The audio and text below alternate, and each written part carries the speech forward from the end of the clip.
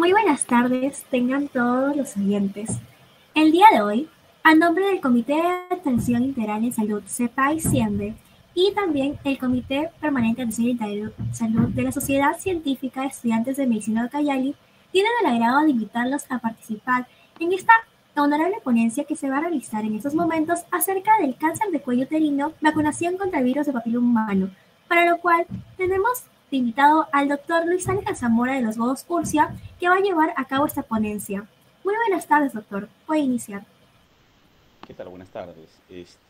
Vamos a tocar un tema muy interesante que implica pues la vacunación del papiloma, o sea, del cáncer de cuello uterino y lo que tiene que ver con la vacunación respectiva. Me aseguran si se ve la pantalla, ¿verdad? Ok, perfecto. Entonces el cáncer de cuello uterino y la vacunación contra el virus del papiloma humano, ¿no? Sabemos que este virus, más o menos, tenemos alrededor de 40 virus que afectan el área genital. Este es uno de varios, ¿no? La mayoría de las veces la persona tiene un solo virus, no tiene las diferentes especies. Sin embargo, en la mayoría de las personas la infección viral cede. No existe la suficiente cantidad de virus para generar alguna inflamación, alguna irritación, algún efecto, digamos, degenerativo celular, sino que cede automáticamente por el mecanismo inmunológico y el sistema mayor de histocompatibilidad que tenemos. En los hombres casi siempre remite, ¿no? Porque su sistema inmunológico a nivel genital es diferente al sistema inmunológico femenino. La gran mayoría de las mujeres también se cura con una leve inflamación o un leve episodio previo. Los tipos de virus y las enfermedades tenemos que los virus se ordenan en un número progresivo, hay más de 100, y según la enfermedad que provocan son de bajo riesgo, que ocasionan verrugas, por ejemplo, que son el 6 y el 11, y de alto riesgo los que provocan el cáncer, que son el papilomavirus del grupo 16 y del grupo 18. Los 40 virus restantes pueden producir cáncer, verrugas y los otros son completamente inocuos. Entonces hay 100 tipos de papilomas y hacer vacunas para todos ellos es una labor muy complicada. Se enferman habitualmente las áreas genital, oral, anal, rara vez el sistema respiratorio y la laringe, sin embargo, existe la posibilidad, ¿no? Y ocurre la infección a nivel de ambos sexos, tanto masculino como femenino. Pero ya hemos dicho que la prevalencia de la mujer es un poco mayor que la del varón, ¿no? Y el varón remite y no tiene sintomatología.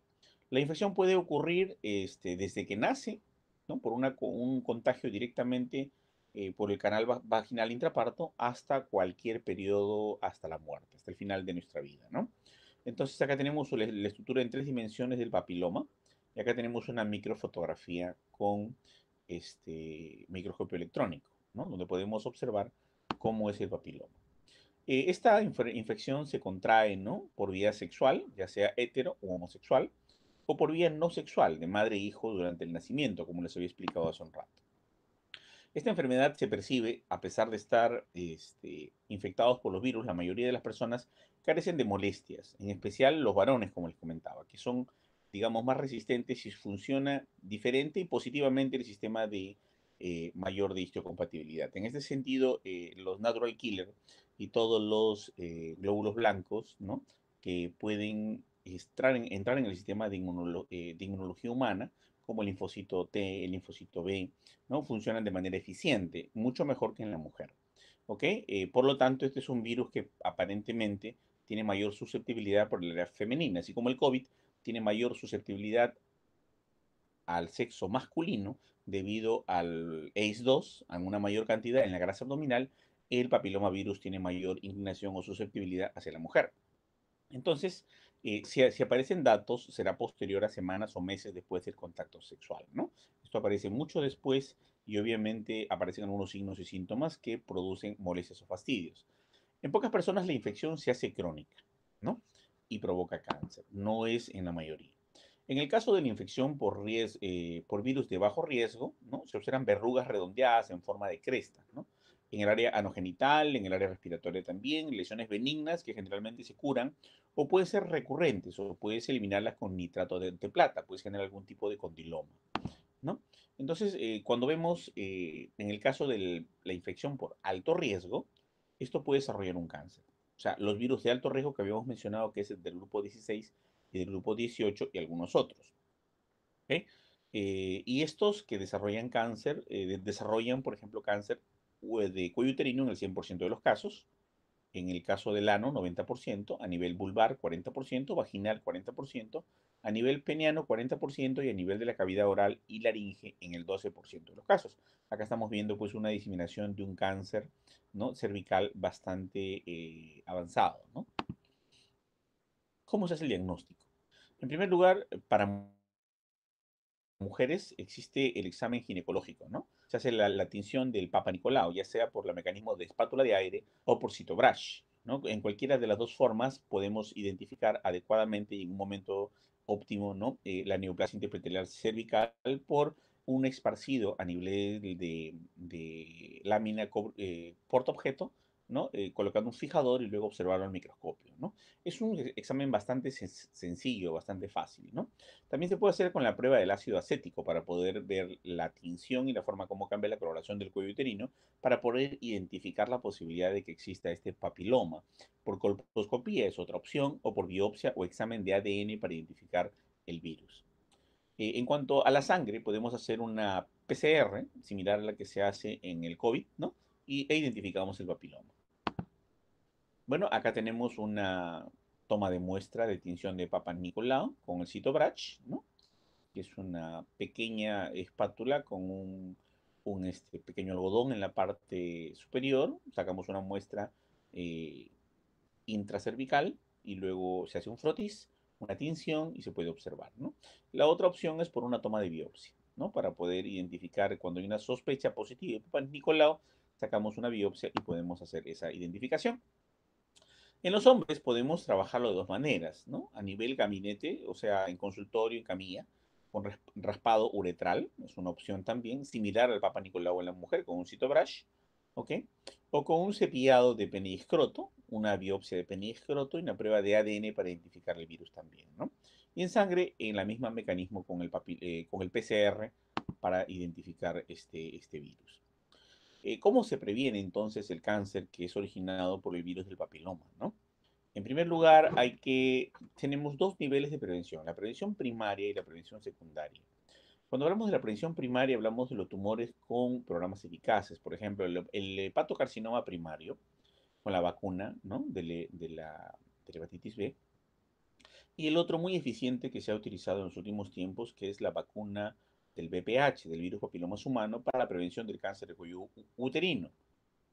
Su eficacia preventiva es del 70-80%, lo cual nos hace eh, esperanzar pues una posibilidad bastante ideal en cuanto a la erradicación de este posible cáncer de cuello uterino en un futuro próximo. Sin embargo, vamos a establecer algunos debates al final y algunas controversias que la idea es justo inocular en la mente del estudiante de ciencias de la salud la capacidad de poder generar espacios de investigación cada vez más creativos, cada vez más imaginativos y cada vez más constructivos. Entonces, miren acá tenemos las fases de la progresión. Tenemos, ¿no?, el factor de riesgo, primero, donde vamos a hacer una causalidad que se puede dar por el virus, y este factor de riesgo, por ejemplo, está relacionado a la conducta sexual, ¿no? Y ya vamos a mencionar cuáles son los aspectos. Luego, viene el precursor del cáncer, que es la infección por papilomavirus, ¿no? Luego viene el cáncer invasivo, ¿no?, y nos da una tasa de incidencia. Luego la muerte, que nos da una tasa de mortalidad. En esta secuencia lógica hacemos la prevención primaria, que es la vacunación. La prevención secundaria, que ya no es la vacunación, sino el cribado, el examen de Papa Nicolau, ¿no? O la biopsia. La prevención terciaria ya es la histerectomía, ¿no? A veces conservadora o a veces radical con respecto a trompas de falopio y ovarios, ¿no? Entonces, este sería un tratamiento, una prevención terciaria para prevenir y reducir la tasa de mortalidad, sobre todo la tasa de mortalidad por cáncer de cuello uterino, ¿no? Entonces, este es el esquema del cáncer de cuello uterino. El virus de papiloma humano es el carcinógeno humano número 2. ¿Qué produce? ¿No? Produce el 5% de todos los cánceres en humanos, el 10% de los cánceres en mujeres y el 15% de los cánceres en mujeres en países en vías de desarrollo, como Perú, Bolivia, Ecuador, etcétera, ¿no?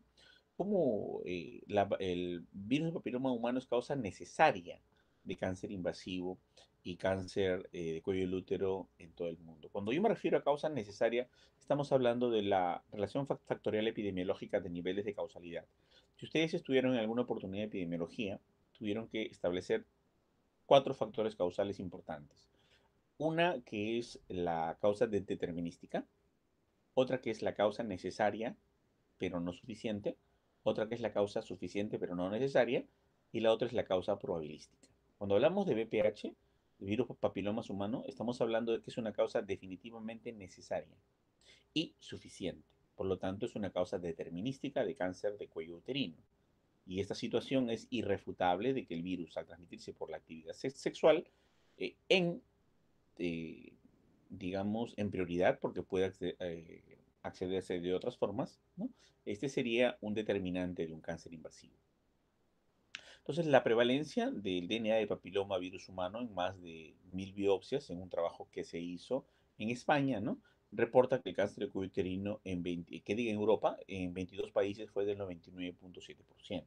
Entonces, analizando estos pacientes con cáncer, se encontró, miren, casi el 100% del ADN de papiloma. El cáncer de cervix y sus generalidades. Vamos a hablar un poquito de ello para entrar luego a la vacuna. Es el segundo más mortal entre todos los cánceres ginecológicos, ¿no? El cuarto más frecuente femenino entre mama, útero, ovario, ¿no?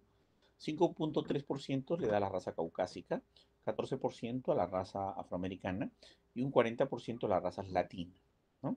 Esto es de la OMS por si acaso, ¿eh? Lo he capturado de una manera como ellos lo describen. El screening ha disimulado la mortalidad en países industrializados, porque al identificar el screening de manera correcta, la detección oportuna y eficaz, entonces reduce la mortalidad porque haces una histerectomía y evitas la mortalidad por cáncer cervical.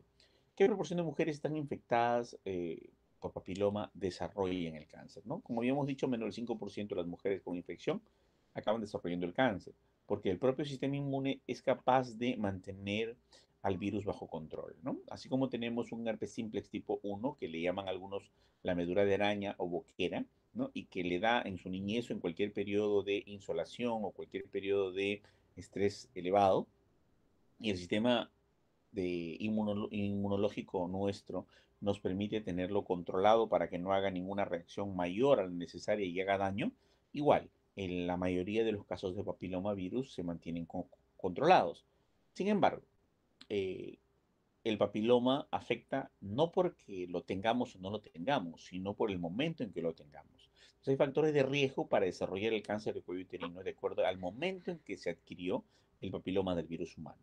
En ese sentido, los factores predisponentes y el número uno, el principal, el causante, en más del 80%, es el número de parejas sexuales. Si se tiene varias parejas sexuales, la posibilidad de tener papiloma de virus humano de diferentes variantes, con diferente agresividad, con el nivel de mutación distinto, por lo tanto podrían, digamos, vulnerar nuestro sistema de histocompatibilidad y por lo tanto permitirnos enfermarnos de una neoplasia intraepitelial cervical o una anaplasia, petaplasia o una displasia, ¿no? Entonces, eso es importante. El número de parejas sexuales es fundamental.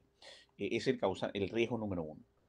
El segundo factor de riesgo, digamos que monta o está encima del 80%, eh, abarca el 91% de la causalidad, es la edad de inicio temprano de la primera relación sexual, ¿no? Esto simplemente por la diferencia del epitelio eh, polistratificado, plano, no queratinizado, que es en la vagina, que es fuerte, que es resistente para una relación sexual con toda la capacidad inherente que tiene ese tejido y todo su sistema glandular, lubricativo y todas las condiciones óptimas, que no es el mismo del endoútero, ¿ok?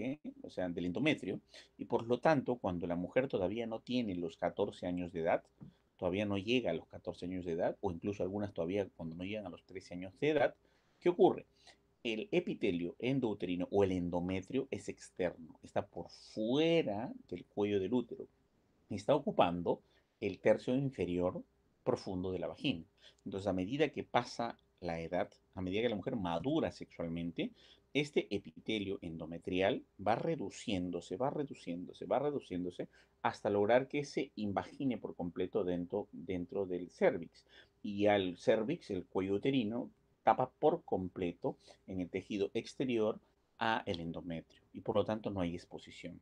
Pero hay una parte dentro de la cual el útero se convierte en vagina y esa parte se llama epitelio de transición. En ese epitelio de transición existen células madre y es justo en ese epitelio de transición que es externo, cuando la mujer tiene muy baja edad o muy menor edad, externo al útero y pertenece al tercio inferior y profundo de la vagina, ¿ok? Es donde se ve afectado por el papilomavirus que produce una alteración de las células madre, ¿no? Y esa alteración de las células madre va a ocasionar un problema de, primero, una displasia, una anaplasia, una metaplasia y finalmente una neoplasia, ¿no? Entonces, en esta situación, pues, ese epitelio que es monoestratificado, que no es poliestratificado plano, no queratinizado, sino que es un epitelio endouterino muy débil, que tiene características proliferativas endometriales y que tiene una capacidad de células madres muy brillantes y extraordinarias para la fecundación, para la concepción, ¿no? Entonces aún es externo. Entonces lo que se tiene que esperar es que esto sea interno. Entonces la mujer ya tendría la edad óptima para poder iniciar relaciones sexuales. En este sentido, la edad de primera inicio de relaciones sexuales es fundamental para la adquisición, no para la adquisición del papiloma, porque el papiloma lo adquieres toda tu vida, para que el papiloma del virus humano afecte el epitelio de transición y origine una distorsión y alteración de las células madre que te van a originar 30 años después un cáncer de cuello uterino. Entonces, sobre ese punto es lo que se tiene que trabajar o se ha trabajado en la vacuna y es de lo que vamos a explicar en adelante. Otro factor predictor, señores, es el tabaco.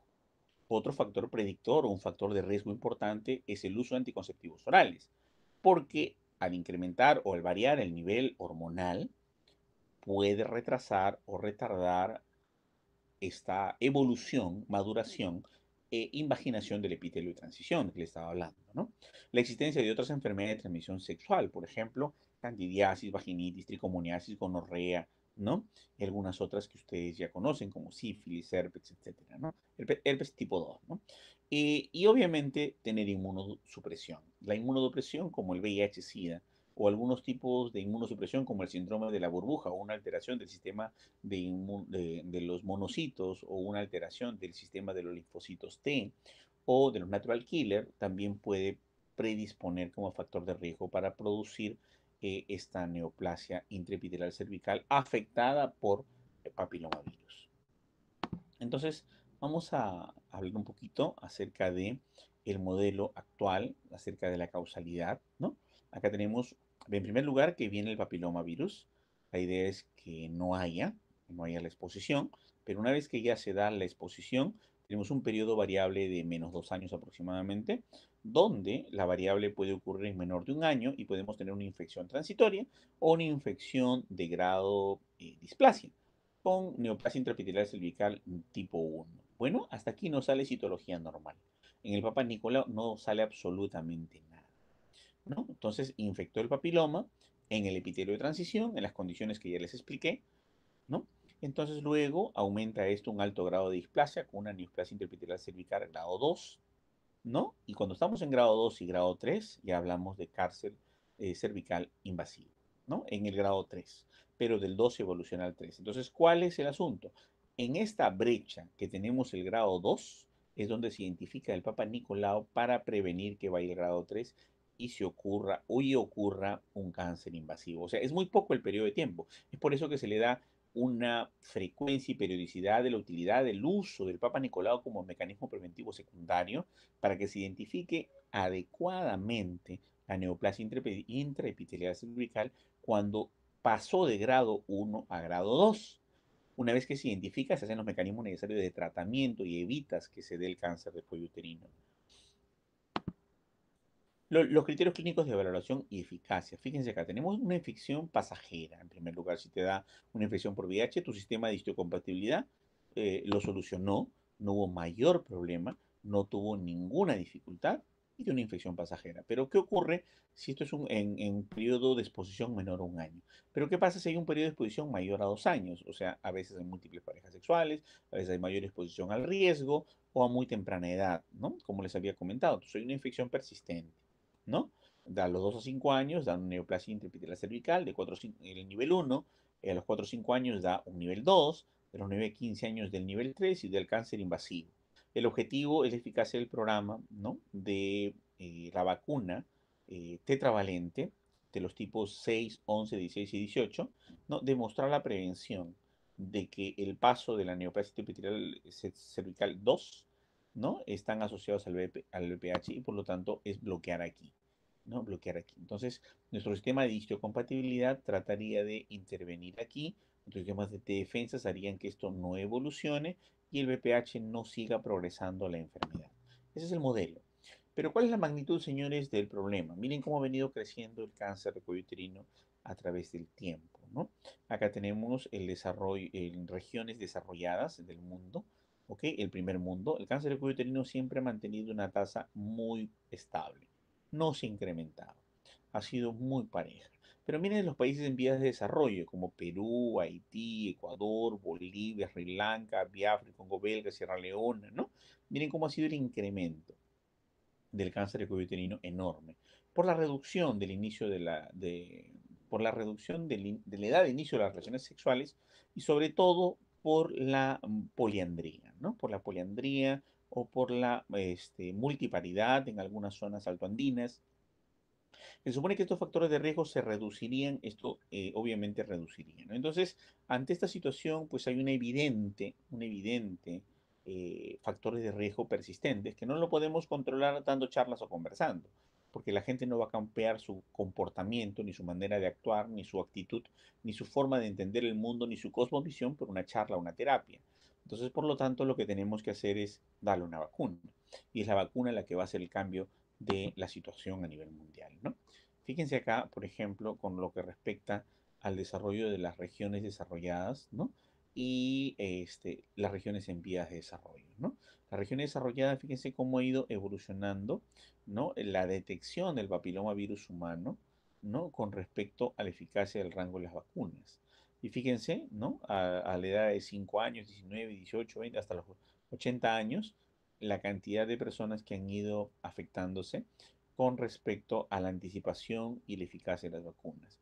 Pero fíjense cómo ha ido pues ocurriendo esto en los países en vías de desarrollo. Y fíjense cómo no ha habido una detección oportuna, una intervención oportuna y una prevención con la vacuna, ¿no? No hay una prioridad y por lo tanto tenemos una gran masa de alto riesgo de mujeres que se van a convertir en mujeres con cáncer de cuello uterino, el cáncer más fácil de prevenir en el mundo, con una vacuna y con la detección óptima del papiloma del virus humano. Pero cuando hacemos una detección del cáncer, que diga del cáncer intracervical a través de una neoplasia intraepitelial cervical tipo 1, tipo 2 o tipo 3. Esto sería a través del Papa Nicolau o a través de pruebas de ácido acético o algunas otras alternativas como inmunológicas. Sin embargo, es prevención secundaria, porque lo que quedaría aquí es hacer una biopsia o retirar el útero, hacer una histerectomía. Entonces, la idea es prevención primaria. Miren el efecto de la prevención primaria en países del primer mundo versus nosotros que tenemos un enorme rechazo y todavía no hay un nivel de aceptación adecuado con respecto al uso de las vacunas, ¿no? Bien. Eh, Hay 49 países aproximadamente que han reducido la aceleración del cáncer uterino, ¿no? Obviamente Perú no es uno de los más rápidos, pero una gran parte de los países están utilizando la vacuna y esta vacuna es fundamental que se emplee para prevenir este cáncer. En caso de las lesiones por virus de alto riesgo o lesiones precancerosas, hay que tener en cuenta que hay que realizar un Papa Nicolau cada 3 meses por 9 a 24 meses, ¿no? Y luego se procederá, pues, según resultados, cuando se identifica el virus papiloma de alto riesgo por una prueba serológica, ¿no? Entonces, esto es importante de mantener. O sea, el Papa Nicolau no se aplica anualmente siempre. El Papa Nicolau no se aplica cada 3 años, cada 5 años, depende del caso, ¿no? Entonces, estamos hablando acá de un caso particular cuando hay lesiones de alto riesgo y precancerosas, ¿no? Entonces, ¿cómo se va y se maneja el Papa Nicolau? El tratamiento de la etapa temprana rara vez evoluciona a cáncer, ¿no? Se trata tempranamente una herida, una lesión precancerosa y luego esto ya no evoluciona, ¿no? En recurrencias, si hay recurrencias, hay que reiniciar el proceso. ¿Cómo es la prevención? ¿No? La prevención se da a nivel de la abstinencia sexual, la monogamia en la pareja y la reducción del número de parejas sexuales. Pero acá hay un problema, ¿no?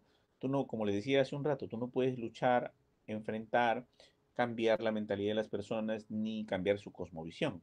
Entonces, ante estas situaciones que son preventivas, utópicas e interesantes, y que fuera enhorabuena, no hubiera SIDA, no hubiera COVID, si todos siguieran los patrones de las normas. Entonces, es por eso que la Organización Mundial de la Salud, con un esfuerzo increíble, con la CDC y la OPS, desarrollaron durante muchos años una vacuna de la cual vamos a hablar. El aseo externo de los genitales es un elemento preventivo, ¿no? El aseo de los genitales diario y después del coito en ambos sexos es fundamental para prevenir la neoplasia, ¿no? Esto es fundamental.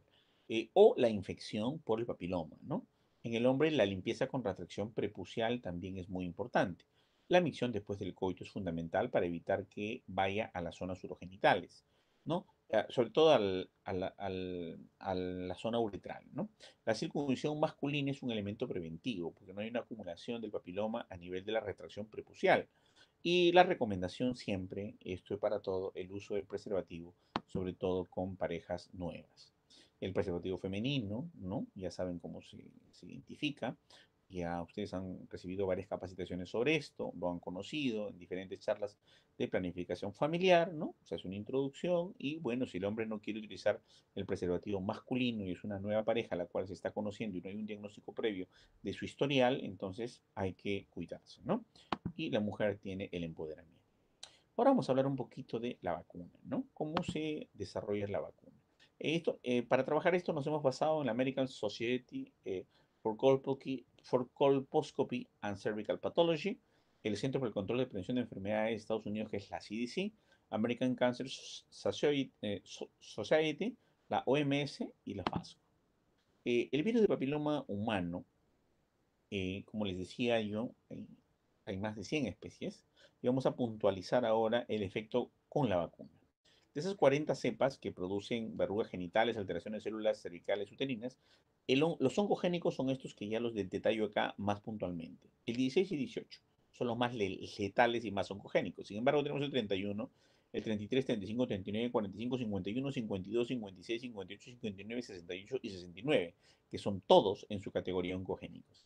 ¿Qué pasa con la poliandría, no? O con las múltiples parejas sexuales. Una puede tener el virus del grupo 16, otro el 33, otro el 45, y esto incrementa la posibilidad y el riesgo del cáncer, porque no todos tenemos el mismo tipo de papiloma. Eso hay que tenerlo en cuenta.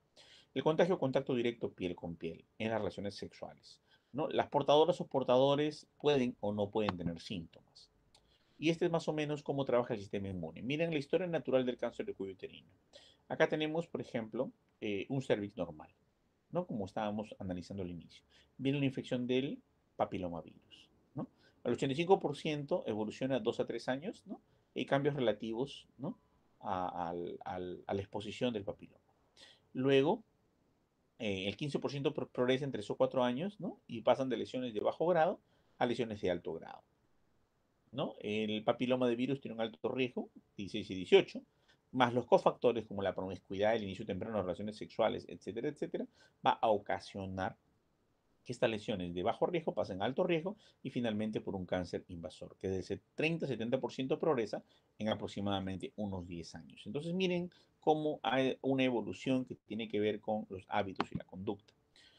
Y en la historia natural del cáncer de cuello uterino, la lesión de alto grado es el precursor directo y progresa a cáncer en un periodo de 10 años. La detección precoz de las lesiones precursoras o iniciales del cáncer de cuello uterino es fundamental. Ya digamos que se nos pasó la etapa de la vacunación. Hay vacunas para diferentes edades, hay que tener mucho cuidado con eso y muchas tienen su costo, ¿no? Algunas son dadas por el Estado, pero el rastreo, tamizaje o selección son fundamentales y seguirán siendo fundamentales mientras que todas las mujeres no estén vacunadas o no se revacunen de manera periódica. El primer Papa Nicolau se hace a los 3 años del inicio de las relaciones sexuales. El segundo Papa Nicolau al año, ¿no? Y con 3 Papa Nicolaos normales seguidos cada 5 años. Esto hay que tenerlo en cuenta, porque es fundamental esto de aquí.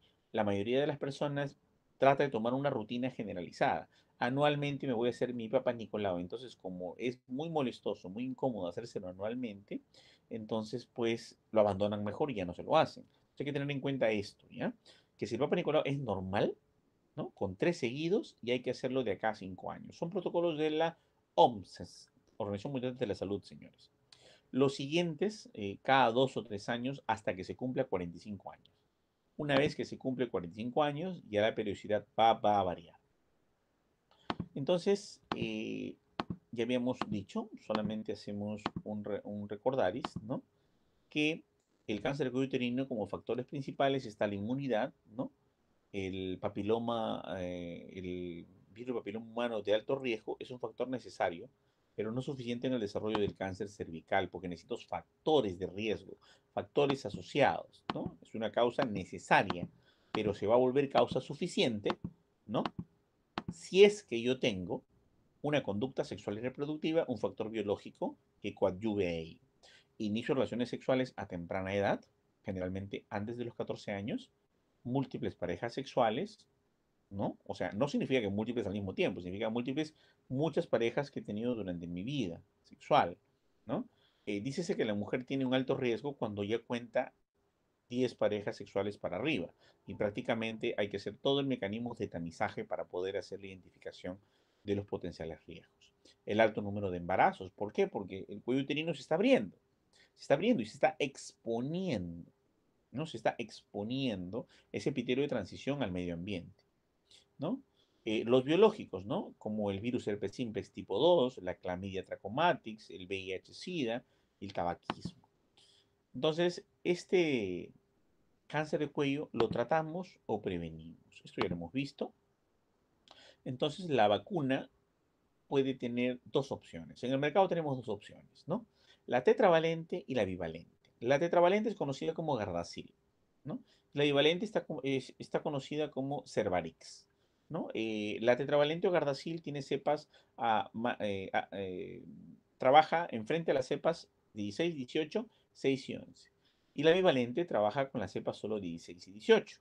Entonces, obviamente, más conveniente es la primera, pero en el Perú hemos manejado durante muchos años la bivalente, ¿no? Y la seguimos manejando por cuestiones presupuestales. Actualmente existen dos vacunas, ¿no? Como les decía, la bivalente y la tetravalente. Al parecer producen cierta protección contra otros tipos de virus también, no solamente contra el papiloma. La norma oficial de uso varía en cada país y esto es muy importante que tengan en cuenta porque algunos pueden vacunarse cuando están de turismo en otro lugar, ¿no? Entonces estamos de acuerdo que la tendencia es el uso de ambos sexos y a cualquier edad, ¿no? Entonces, esta vacuna se puede colocar a cualquier edad en ambos sexos. La vacuna evita casi siempre el cáncer cervicuterino y las verrugas genitales. A pesar de estar vacunada una persona, siempre debe utilizar el rastreo. ¿Cómo es el rastreo? Papa Nicolau, con citobrazo, espátula de aire, eh, ácido acético, ¿no? Conización, biopsias, ¿no? Pruebas serológicas a nivel de sangre para poder hacer la identificación. Se aplican 3 dosis, ¿no? En la región del deltoidea, ¿no? En los días 0, que es la primera dosis, a los 2 meses y luego a los 180 días, ¿verdad? Entonces, esas son las 3 dosis fundamentales que se debe colocar. Es seguro su uso en las mujeres embarazadas. Puede que una señorita no sepa que está embarazada, se va y se coloca la vacuna, no hay ningún problema porque no tiene ningún efecto, digamos, teratogénico, o un efecto invasivo, un efecto contradictorio contra el embarazo, no afecta en nada, ¿no? Los efectos adversos pueden ser dolor, enrojecimiento, prurito del sitio de la inyección, un poquito de fiebre, como cualquier vacuna del COVID o cualquier otra, ¿no? Es un efecto generalizado, incluso la vacuna de la tuberculosis, cualquier vacuna produce estos posibles efectos adversos que hay que manejarlos, hay que controlarlos, hay que consultarlos.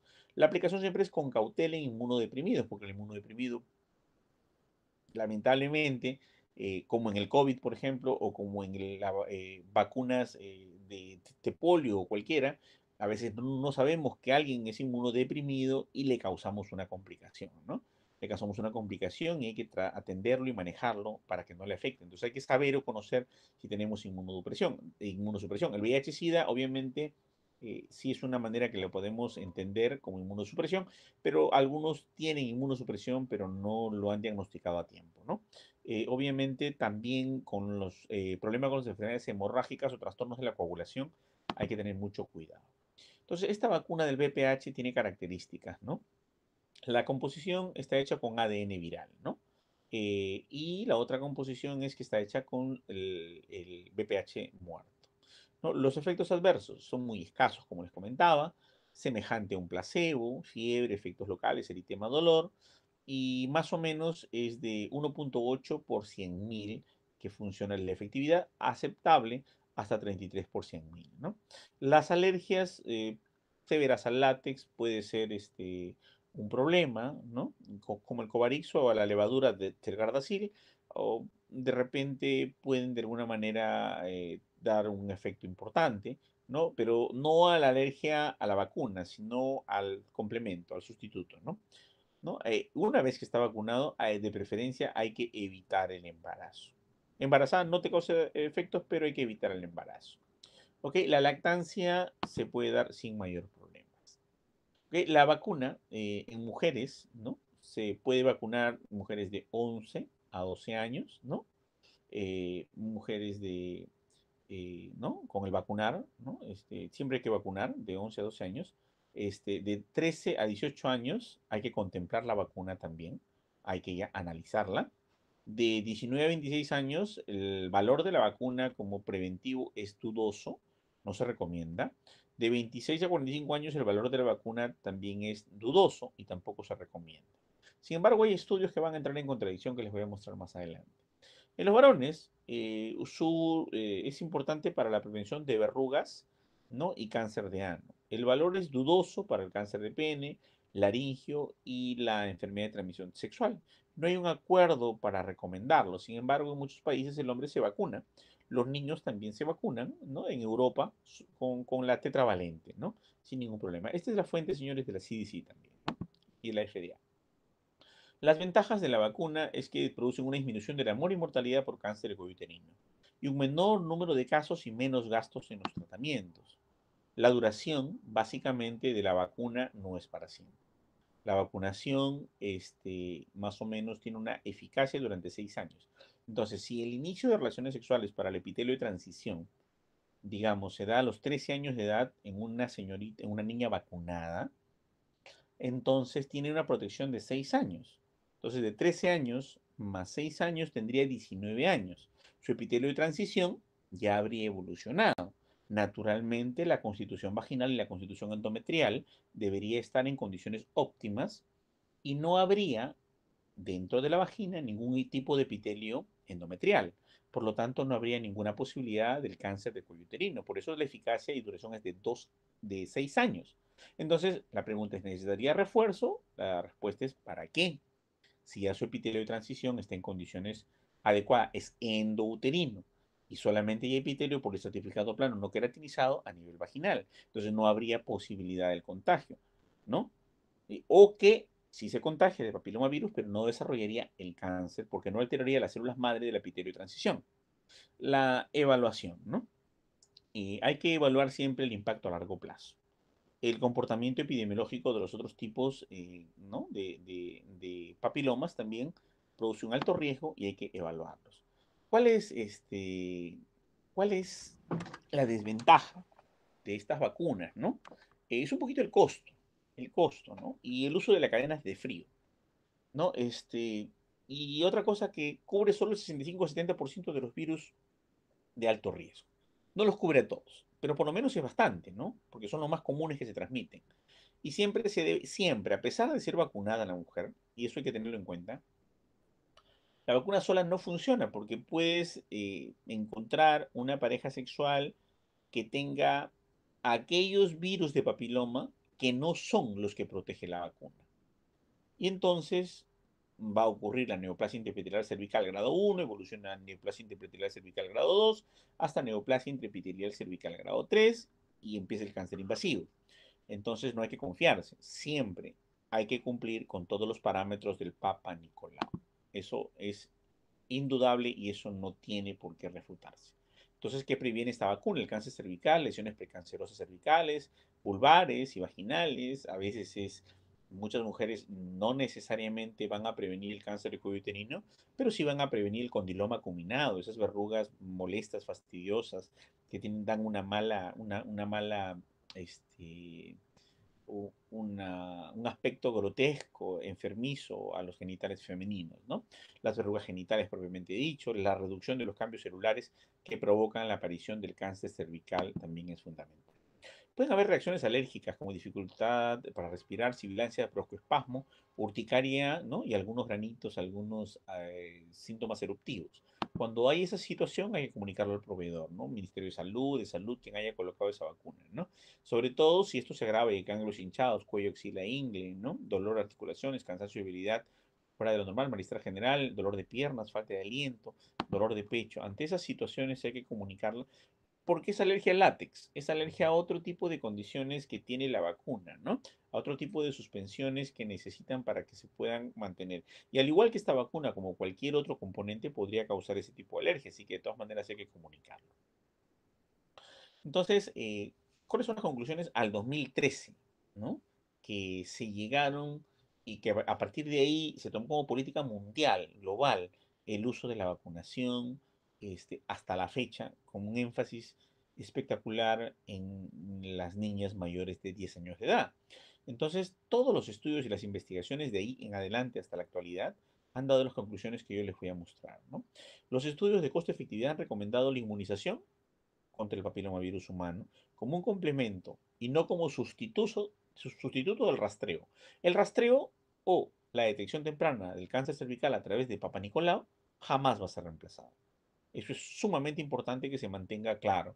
En una encuesta hecha en el Perú por la UPCH, en una tesis de pregrado que ha salido hace un par de años, se refiere que las personas, las mujeres que han sido vacunadas con la vacuna del papilomavirus humano, menos del 4% se hacen su Papa Nicolau porque tienen una falsa sensación de seguridad de que la vacuna las previene contra el cáncer en el 100% de los casos.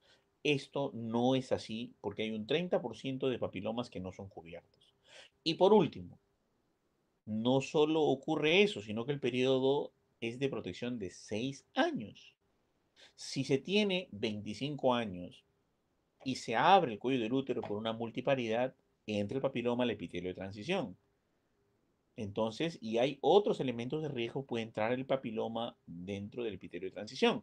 Puede ocasionar un cáncer inmediatamente después de lo que se consideraba como un factor de riesgo. Entonces hay que tener en cuenta, señores, que el beneficio poblacional es muy importante y sin embargo hay todavía factores desconocidos, ¿no? Que condicionan todavía el cáncer que se están estudiando con la finalidad de prevenir mayores tipos de complicaciones. Sin embargo, la vacuna es efectiva. La detección precoz de las lesiones precursoras o iniciales del cáncer de cuello uterino, como le digo, siempre tienen que trabajarse con rastreo, ¿no? Rastreo de tamizaje y selección. De 21 a 29 años, en conclusión, debe hacerse tu Papa Nicolau cada 3 años. De 30 a 65 años, solo Papa Nicolau cada 3 años, ¿no? Eh, o bien un contest de Papa Nicolau con papilomavirus cada 5 años. ¿Por qué? Porque este papiloma puede entrar en una hemorragia, en una HUD, en una mujer que tenga una hemorragia uterina disfuncional, en una relación sexual en un periodo de tiempo donde el cuello del útero esté abierto y el epitelio de transición se exponga, o en una mujer que ha dado a luz y que tenga actividad sexual antes del cierre completo del cuello uterino, o en las multíparas que pueden exponer y abrir permanentemente el cuello uterino en cada parto e iniciar relaciones sexuales fuera del tiempo de cierre o antes del tiempo de cierre del cervix y por lo tanto hay una exposición. Entonces, en cualquier momento se puede contagiar. Como dice, es en toda la vida. Sin embargo, el mecanismo de prevención es justo en esos 6 años protectivos de la primera relación sexual como mecanismo de cuidado generalizado de todas las mujeres. Sin embargo, otras conductas, otros niveles de riesgo te van a exponer. Después de los 65 años, se hace Papa Nicolau solo si hay riesgo. Si no hay riesgo, no se hace Papa Nicolau. Y ya sabemos los factores de riesgo. Esto es de la CDC, por si acaso. El Papa Nicolau, ¿no? Bueno, ¿cómo va el papilomavirus humano y el cáncer de cuello uterino? ¿Cuál es el futuro de esto? En primer lugar, tenemos el COVAS test, ¿no? El COVAS papiloma test. Más o menos, aquí trabaja e identifica 14 cepas, es la modalidad 4800. Esto está hecho por una compañía, ¿no? Y aprobado por la FDA. ¿Ok? Y esto trabaja la prevención primaria, porque este COVAS test es un test serológico que te puede identificar el cáncer de cuello uterino en etapas iniciales, muy similar a un Papa Nicolau, pero mucho más efectivo, ¿no? Sin embargo, no es viable en países en vías de desarrollo por su costo. Por ejemplo, muy pocas mujeres en Europa Central se realizan el Papa Nicolau porque prefieren utilizar el Covat test, ¿no? Esto es importante de considerar también que hay otras alternativas. Si a veces no hay la posibilidad o no existe un ginecólogo cerca o no existe una situación, digamos, condicionante adecuada o no tenemos a nuestro ginecólogo cercano que nos haga un examen y ya toca hacer una evaluación, el COVAS test es una de las posibilidades, ¿no? Entonces, también podemos trabajar la alta, este test es automatizado, de alta precisión y de menor intervalo de rastreo. Este COVA test, si sale negativo, hay que repetir cada 5 años. Si sale positivo, solo y sale positivo, hay que realizar Papa Nicolau para observar las células a nivel este, de microscopio, ¿no? ¿Por qué? Porque también tiene evidencia cruzada con otro tipo de virus, como por ejemplo el COVID. COVID test saldría falso positivo con algunos casos de COVID. Sale falso positivo con algunos casos de herpes simples tipo 2. Habría reacción cruzada. Bueno, las nuevas vacunas que se están utilizando y que se están experimentando hoy en día en el mundo es la nonavalente. Es una vacuna mucho más económica y estaríamos hablando de una prevención de 9 factores de riesgo vinculados a el cáncer de HPV, ¿no? De papillomavirus humano. La detección precoz de las lesiones precursoras iniciales del cáncer uterino es fundamental, como les decía, el rastreo. Esto ya lo hemos visto, ¿no? Y lo importante de ver aquí es la patología uterina para que conozcan un poco más, ¿no? ¿Qué pasa el bajo grado y el alto grado, ¿no? En primer lugar tenemos la neoplasia interpetrinial cervical, ¿no? Eh, aquí. Y acá tenemos el papiloma, que ingresa primero, luego evoluciona a displasia leve, de displasia moderada, displasia grave, carcinoma in situ. Este neoplasia interpetrinial cervical grado 1, grado 2 y grado 3.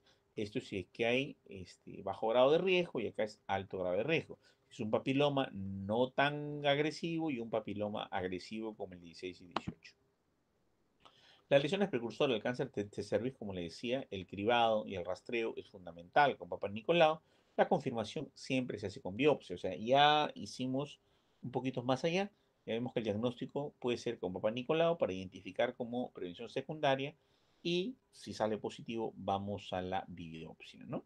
Las lesiones de bajo versus alto grado le evaluamos con la cantidad de displasias y obviamente el cáncer sí es netamente invasivo y va a ser una complicación para la mujer porque es un cáncer altamente mortal, ¿no? ¿Cuál es el tratamiento? La destrucción local, ¿no? Hacemos una conización de toda la zona afectada cancerosa con láser o con electrocauterio o se puede hacer una histerectomía, ¿no? Se puede retirar el útero, ¿no? Si el SIL es de alto grado, ¿no? Se puede trabajar una criocirugía, ¿no? Si el calor LEP, ¿no? O calor local o conización. Si es del virus, podemos trabajar, pues, excesos terapéuticos y vacunas, ¿no? Entonces, señores, esto es básicamente lo que se trabaja. Y bueno, vamos a hablar un poquito acerca de los argumentos en contra. Eh, Algunos argumentos fundamentales de este tipo de papiloma, pues ha tenido mucha controversia en comunidades antivacunas en el mundo y es fundamental que hablemos un poco de los argumentos para ver si tienen sustento o no tienen sustento. Por ejemplo, uno de los argumentos en contra de esta vacuna decían que no es un problema urgente, que el papiloma no es el responsable del 100% de los cánceres de cuello uterino. Hay cánceres escamosos y glandulares donde no hay posibilidad de desarrollo de cáncer de cuello uterino y por lo tanto no tienen BPH. Y si no tienen BPH, entonces, ¿qué hacemos preocupándonos por esto? Porque el cáncer uterino, digamos, más grave. Entonces, los que están en contra de esta posición prefieren que los cánceres escamosos, no de cervix, son más agresivos y más mortales, ¿no? Entonces, muy bien.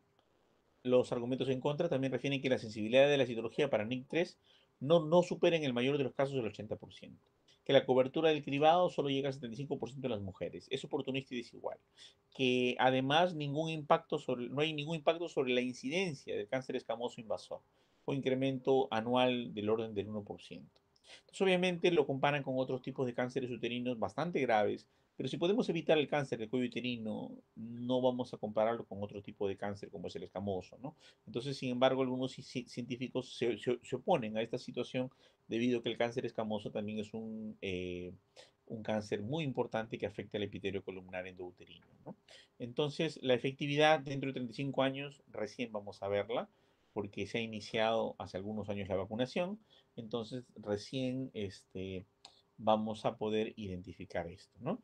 Hay que evitar las infecciones de papilomavirus hoy, significa evitar potenciales cánceres de cuello uterino mañana, ¿no? Entonces se estima que se producen unos 2.000 infecciones por papilomavirus por día en el mundo. Y las lesiones precancerosas se pueden desarrollar a partir de 5 años de la infección por PPH. Por eso que tenemos 6 años de efectividad de la vacunación antes de la primera relación sexual. La incidencia de cáncer de cuello uterino pues es bastante alta, ¿no? Y obviamente estos argumentos no logran convencer a la Organización Mundial de la Salud ni a la CDC para poder hacer la fundamentación adecuada y descartar el uso de la vacuna contra el papiloma, ¿no? Estudios complementarios dicen que la vacuna, los virus de tipo 16 y 18 son responsables del 70-75% del cáncer de cuello uterino actuales y es un hecho que independientemente de la circulación de los serotipos de BPH, ¿no? Entonces hay 30% de mujeres desprotegidas. La vacuna tiene un efecto del 100% frente a un NIC 2 o 3 y lesiones precancerosas, ¿no? El medicamento es caro, sin embargo es costo efectiva y Perú está en el plan y ha comprado y seguirá comprando la vacuna contra el papilomavirus humano para evitar que las mujeres nuestras tengan cáncer de cuello uterino como lo han tenido hasta hace 10 años atrás, con cifras catastróficas y muy altas según la tasa de mortalidad, ¿no? Obviamente, si nosotros vemos aquí, este es un poco algunos datos alentadores, ¿no? Vacunando a 31 niñas de 12 años se evita un cáncer de NIC2. Vacunando 276 niñas de 12 años se evita un cáncer de cuello uterino. Vacunando 639 niñas de 12 años se evita una muerte por cáncer de cuello uterino. Esto es fundamental, ¿no? Y acá tenemos, fíjense, la tasa de el análisis de la protección. Tenemos cómo es la protección del papiloma virus 16, 58%, del papiloma virus 18, 12%, y con los demás papilomas la tasa de protección es cada vez más baja, pero los más letales son justo los 4 primeros, ¿no? Entonces, sin embargo, la tetravalente, la nonavalente, pues afectaría a una mayor cantidad de papilomas, ¿no? Entonces, las dos vacunas, la protección cruzada frente a otros papilomas, el Gardasil es una vacuna muy interesante, ¿no? Que combinados con estudios Future 1, los estudios Future 1 y Future 2 son justo los estudios a largo tiempo para la eficacia preventiva. Un future también se hizo con el cigarro y el cáncer pulmonar. Y después de un future de 45 años se determinó pues que el fumar producía cáncer y una evidencia clínica irrefutable. Estamos todavía 10 a 12 años del future 1 con respecto a la vacuna del papiloma y se espera que tenga pues unas cifras alentadoras a nivel preventivo y ya se están demostrando resultados interesantes a un primer corte que se ha hecho el año pasado y se esperan tener mucho mejores resultados a cortes respectivos en adelante, ¿no? Obviamente, la prevención del papiloma frente al neoplasia interepitelial cervical 2TT3 es importante porque son causadas por estos 10 tipos de papilomas oncogénicos adicionales, ¿no? Del 31 a 33, 35, 39, 41, 51, 52, 56, 58 y 59. Estos 10 tipos adicionales son responsables solo del 16% del cáncer de cuello uterino en Europa y hasta el 22% del cáncer de cuello uterino en todo el mundo. Sin embargo, tenemos una gran cifra cubierta. El Gardasil hace una eficacia bastante buena, ¿no? Y demuestra pues resultados bastante interesantes respecto al papiloma, ¿no? Como verán, 90.5% de prevención del Gardasil es fundamental para prevenir con esta vacuna entre mujeres de 24 a 45 años después de haber tenido pues el papiloma. Y lo importante que tiene esta vacuna con respecto a, como saben ustedes, es la tetravalente, no tiene una memoria inmune con un marcador de protección a largo plazo. Los estudios iniciales hablan de los 6 años efectivos de protección, sin embargo, tiene una memoria. y esa memoria aún se está evaluando, todavía no sabemos el efecto de la memoria inmune. Lo que se puede asegurar ahora son 6 años de protección, en 2 o 3 años se podrían tener pues algunos hallazgos más interesantes que de repente estos 6 años son lo teóricamente comprobado, lo científicamente comprobado y quizá tenga un mayor nivel de protección. Mientras tanto estamos en el campo de la experimentación y todavía existen amplios resultados por esperar. Lo que sí se sabe es que muchas mujeres van a prevenir el contagio por papilomavirus, muchas mujeres van a hacer menos verrugas y menos mujeres se van a morir de cáncer de cuello uterino, ¿no? Este es el consenso de las sociedades científicas frente a la vacuna del VPH y el cribado, y nos dicen esto, ¿no? La vacunación no eliminará la necesidad de continuar con el cribado poblacional. Señores, el Papa Nicolau es fundamental. Los protocolos habituales deberán mantenerse en las poblaciones no vacunadas. Por el hecho conocido que una fracción de los cánceres de cuello uterino, alrededor del 30%, es producida por tipos no incluidos en la vacuna. Y obviamente el cribado debe ser generalizado. Entonces el cribado, que es la detección por Papa Nicolau, vuelvo a repetir por quinta o sexta vez, no deberá interrumpirse por la vacunación. No protege al 30% como estaba indicando. No se puede esperanzar absolutamente toda la vacuna tetravalente o la Gardasil de la que estamos hablando, que protege del virus 16, 18, 6 y 11, y la implementación en la población joven no tendrá un impacto inicial sobre las mujeres de más edad. Se tienen que esperar 30 años aproximadamente para ver el impacto posterior, porque las mujeres jóvenes en 30 años vamos a ver cuánto van a morir o cuánto no van a morir por cáncer de cuello uterino, mientras que las mujeres actuales que no son vacunadas, sobre ellas no hay ningún tipo de impacto, ¿no? El riesgo, obviamente, que se tiene, y es lo que se quiere transmitir a través de esta conferencia, es que no se reduzca el cribado, señores. La detección de Papa Nicolau debe hacerse igual o más que nunca. No debe dejarse el Papa Nicolau. Una encuesta de un estudiante para un egresado de medicina para su tesis la aplica a sus compañeras de medicina, de las cuales un porcentaje importante tienen vida sexual activa y ninguna se ha hecho el Papa Nicolau porque todas se encuentran vacunadas. Eso realmente, señores, es grave. Es grave porque pueden caer en el caso del 30% de aquellas personas que tienen otro tipo de variantes del papiloma. Los resultados de la vacunación dependerá de muchos factores, ¿no? Implementación, cobertura, ¿no? Las cohortes vacunadas y de edad respectiva de dichas cohortes.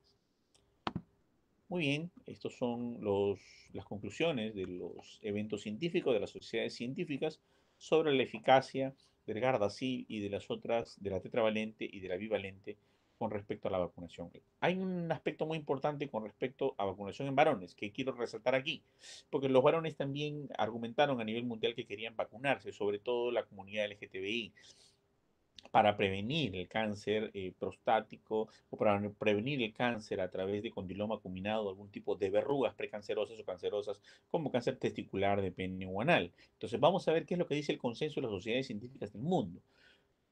Disponemos de ensayos publicados de inmunogenicidad en adolescentes con datos muy satisfactorios del Gardasil y no se concede todavía datos sobre la modificación de la transmisibilidad ni sobre la protección frente a lesiones y o cánceres.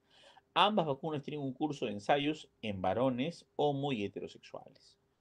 Este último es un subgrupo poblacional de máximo interés preventivo, dada la alta incidencia de cáncer anal, BPH dependiente de esta población, especialmente si es HIV positivo. O sea, no hay conclusiones, por lo tanto, ninguna política de Estado todavía va a manejar esto si es que las conclusiones no son fehacientes. Se espera que en algunos años existan pues algunas conclusiones más fehacientes sobre este asunto, ¿no? ¿Qué se habla acerca de reducir un poco la edad de la vacunación? ¿No? Las niñas de 9 a 14 años son máxima prioridad. O sea, se ha reducido la edad hasta los 9 años para poder iniciar el rango de edad de vacunación. ¿Qué pasa con las mujeres de 25 o 26 años? Que estaba proscrita su vacunación con respecto a todas las anteriores investigaciones que hemos visto, ¿no? Las mujeres de 25 o 26 años son de alta prioridad por evidencia potencial preventivo. Hay una elevada inmunogenicidad en este rango de edad. Así que, señores, ya se puede vacunar, pero con Gardasil, con la tetravalente, ¿ok? Mujeres de 25 o 26 años para la prevención del cáncer de cuello uterino, porque ya a partir de hace 2 años atrás existe evidencia suficiente que pueden establecer esta condición. Pero esto no lo van a dar los estados, no lo van a dar los gobiernos. Esto se tendría que adquirir de manera privada, ¿no? Entonces, yo les voy a compartir estas diapositivas para que las lean, profundicen y las difundan para que tengan pues un mayor acceso, sobre todo a nivel preventivo promocional, con la finalidad de prevenir el cáncer de cervix, algunos estudios que fundamentan esta presentación, ¿no? Y bueno, y algunos aspectos con respecto al tratamiento, ¿no? Sobre la conización y otros algunos aspectos que nosotros hemos venido hablando durante toda esta conferencia. Bueno, señores, muchas gracias por haberme escuchado. Ha sido un gusto haber participado en esta presentación y si existe alguna pregunta, estamos a su entera disposición para poder responderla. Muchas gracias, doctor. A nombre del Comité Permanente de Atención Integral en Salud, CEPAI-CIEMBE y la Sociedad Científica de Estudiantes de Medicina de Ucayali, SOCIEMO, agradecemos a los participantes y al doctor Luis Alex Alzamora de Los Modos Urcia por su presencia en esta gran ponencia virtual. A continuación, procederé a leer algunas preguntas que los participantes nos han dejado por vía del chat. En primer lugar, tenemos la pregunta de Auri Saldaña Córdoba, que nos dice, ¿un factor de riesgo para el cáncer uterino es la raza blanca? Lo que pasa es que en la clasificación de la CDC encontraron de que la mujer caucásica tenía mayor predisposición para obtener eh, el cáncer de cuello uterino.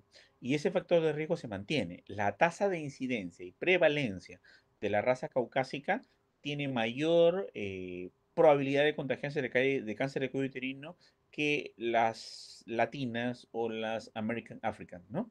O afroamericanas. Entonces, obviamente hay mayor incidencia. No hablamos de que es un factor de riesgo, sino estamos hablando de que hay mayor incidencia de acuerdo a ese reporte que nos da la CDC. Siguiente pregunta.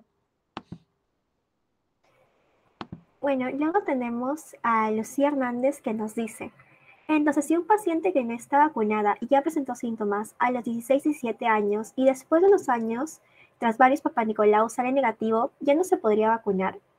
No, porque la vacuna es única y la idea es que la vacuna es antes de la exposición del virus, no después de la exposición del virus. La idea es que se vacune antes de del primer contagio con el virus y sobre todo para hacer que el epitelio de transición, vuelvo a repetir, es el que no se vea afectado por la contaminación del virus, ¿no? Entonces, por eso que las edades importantes son antes de la edad oportuna. Sin embargo, si no hay papiloma, si todo está correcto, puede acudir a la dosis de 25 o 26 años de forma privada como se indica por la CDC. Siguiente pregunta. Bueno, y por último tenemos a Claudia Dávila que nos dice, si ya se tiene un diagnóstico de virus del papiloma humano, ¿sería factible lo que es la vacuna? La vacunación, más que la vacunación, la recomendación es el Papa Nicolau, ¿no? Porque si hay una situación de prevención primaria, ¿no? Que es la vacunación, es antes de la exposición al virus, vuelvo a repetir, antes de la exposición al virus.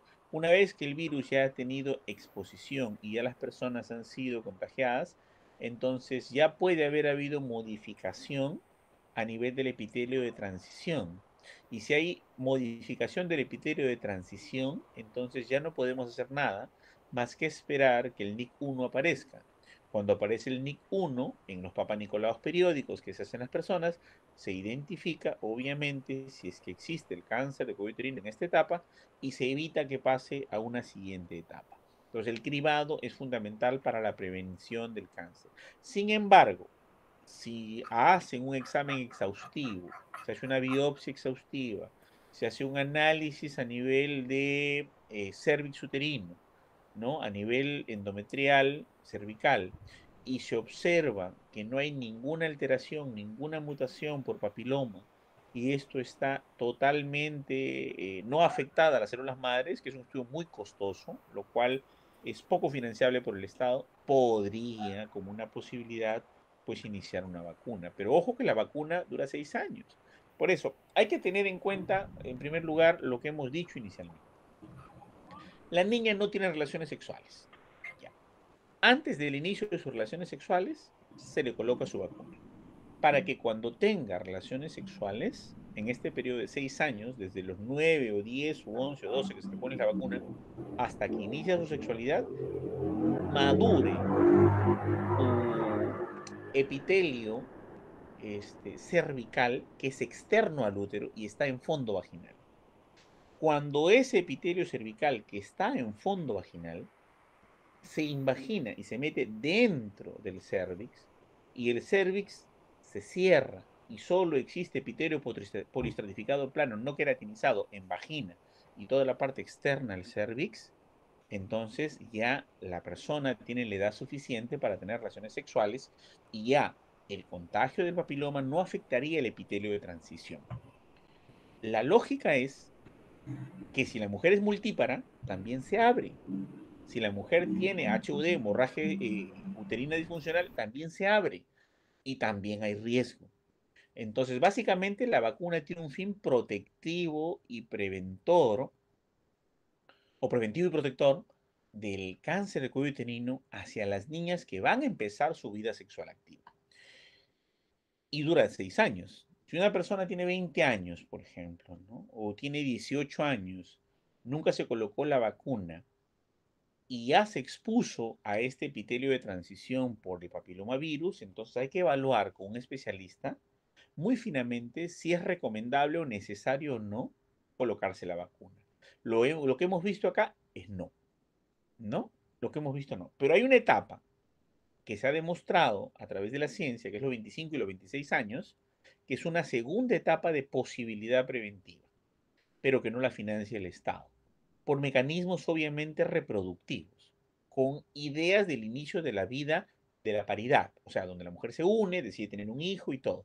En esa es la segunda etapa o la segunda oportunidad. Si las investigaciones son concluyentes, en un futuro muy próximo podría haber una dosis de refuerzo en esa edad.